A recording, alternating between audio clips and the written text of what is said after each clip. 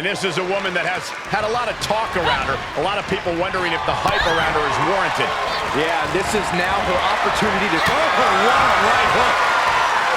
Reversal after reversal. These two are ready for each other. Really just laying it in. She manages to get control.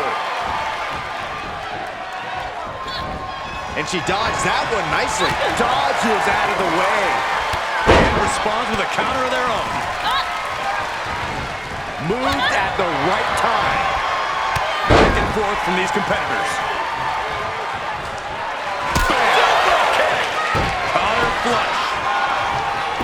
Makes a cover. What a kick out at two.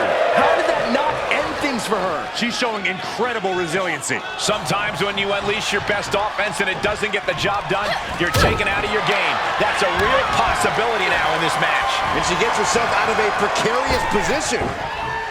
Reverse DDT right to the back of the head.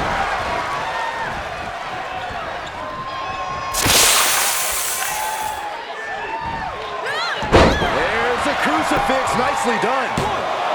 She pops the shoulder up and one. Still in it. What a gutsy performance. Sleeper slam! Cinched in. Snapmare driver. I think that'll do it.